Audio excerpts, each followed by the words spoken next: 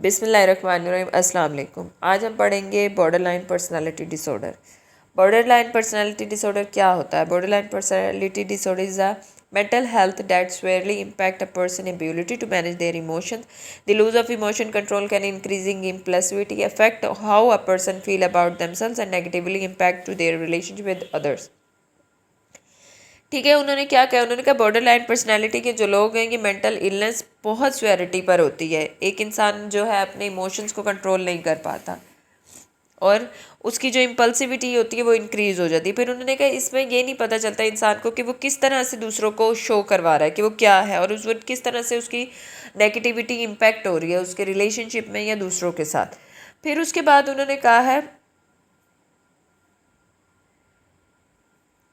कि किस तरह से अगर एक पर्सन पर्सनालिटी डिसऑर्डर में का है तो उसके अंदर कौन सी ऐसी बीमारियां जो शामिल हो सकती हैं या वो उसको फेस कर रहा होता है। Borderline personality disorder often the occur with other mental illness such as post traumatic stress disorder. ठीक है, उन्होंने कहा है कि ये अगर देखा जाए तो ये भी दूसरी तरह का मेंटल इलनेस है जिसमें उन्होंने कहा पोस्ट ट्रॉमेटिक स्ट्रेस डिसऑर्डर भी पाया जाता है। यानी एक इंसान के साथ कोई ट्रॉमा ट्रॉमा हुआ, फिर उसको उसने फेस ना कर पाया, उसके लिए बेरेबल नहीं था, तो उसने अपने आप को नुकसान पहुंचाना शुरू कर दिया।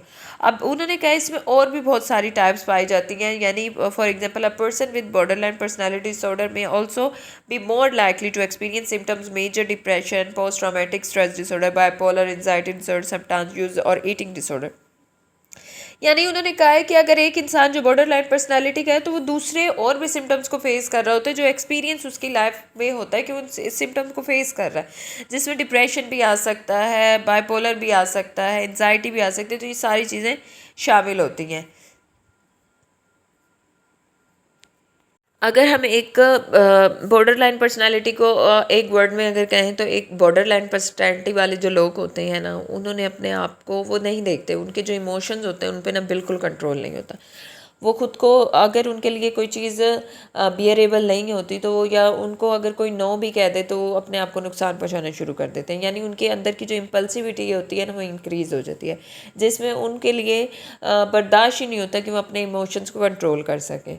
यानी उन्होंने सुना कि ये चीज़ हमारे लिए मना की गई है तो वो खुद को नुकसान पहुंचाते हैं, अपने आप को कट पहुंचाना, सुसाइड अटेम्प्ट करना या दूसरों को नुकसान पहुंचाना। इसके बारे में हम बाद में पढ़ेंगे, लेकिन यह है कि वो खुद को ज़्यादातर नुकसान पहुंचाते हैं। अपने हाथों पे कट्स उनके लगे हुए होते हैं, अजीब सी उनकी पर्सनालिटी होती है। यानी उनको इस तरह से देखा जाता है कि उनकी चाइल्डहुड में कुछ हुआ होता है या उनके साथ कोई ऐसा इंसिडेंट हुआ होता है जिसकी वजह से वो उस चीज़ को बर्दाश्त नहीं कर पा रहे होते, वो ना उससे बाहर निकल रहे होते हैं। तो इसके लिए बॉर्डर लाइन पर्सनैलिटी के जो पेशेंट हैं उनको बहुत सारे जो सिम्टम्स हैं फेस करने पड़ते हैं, यानी डिसऑर्डर फेस करना पड़ते हैं अपनी लाइफ में। तो आज के लिए इतना ही। कल इसके सिम्टम्स, कॉजेज़ जो भी होते हैं वो सब पढ़ेंगे। जज़ाकल्लाह।